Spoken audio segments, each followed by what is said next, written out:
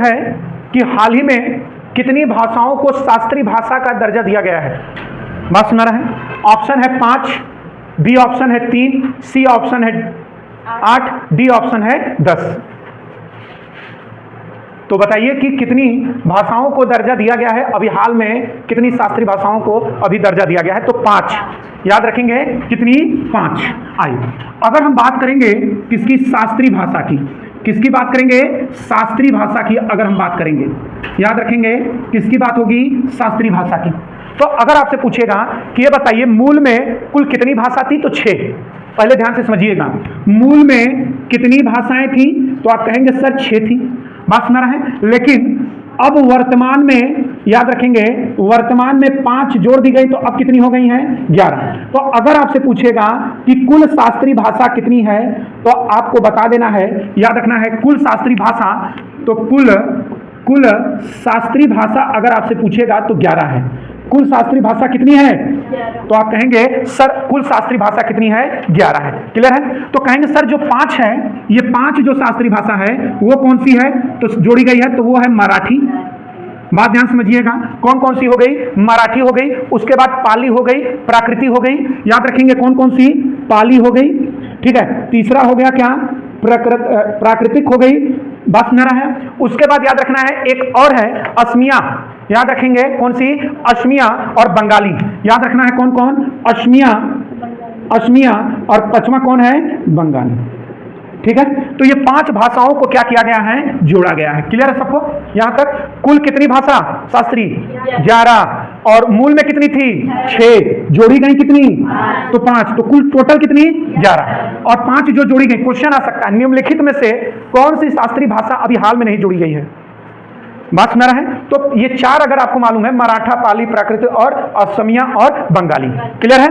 आगे आइए, अगर आपसे पूछेगा एक हिंदी से संबंधित कि अनुच्छेद 343, याद रखेंगे अनुच्छेद 343 क्या है?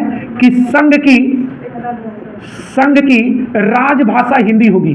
क्या होगी? संघ की राजभाषा क्या होगी? हिंदी होगी। याद रखना है ये चीज कि संघ की राजभाषा क्या होगी? हिंदी होगी। जो हिंदी देवनागरी लिपि में लिखी जाएगी। याद रखेंगे जो हिंदी किस लिपि में लिखी जाएगी? तो जो हिंदी देवनागरी लिपि में लिखी जाएगी।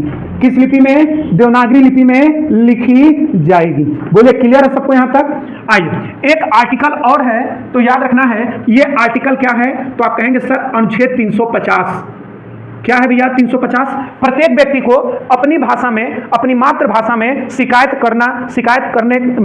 वो कर सकता है, दर्ज कर सकता है किसी भी जगह। जैसे उसको शिकायत करना है तो वह अपने किसी कि अपनी भाषा में वो शिकायत दर्ज कर सकता है। ये नहीं है कि आपको इंग्लिश में शिकायत दर्ज कराना है, उर्दू में कराना है, हिंदी में कराना है। जिस भाषा की मातृभाषा आपकी जो है उस भाषा में आप शिकायत दर्ज कर सकते हैं। ठीक है, तो प्रत्येक व्यक्ति को अपनी भाषा में शिकायत दर्ज करने का अधिकार है। शिकायत दर्ज करने का अधिकार है, यह भी याद रखना है 350 अनुच्छेद में। क्लियर है? फिर एक क्वेश्चन पूछिएगा, सर ये बताइए कि हिंदी, ठीक है, हिंदी को कब अपनाया गया? तो 14 सितंबर 1949। याद रखेंगे 14 सितंबर 1949। और इसी 14 सितंबर को राष्ट्रीय हिंदी दिवस, याद रखेंगे राष्ट्रीय हिंदी दिवस।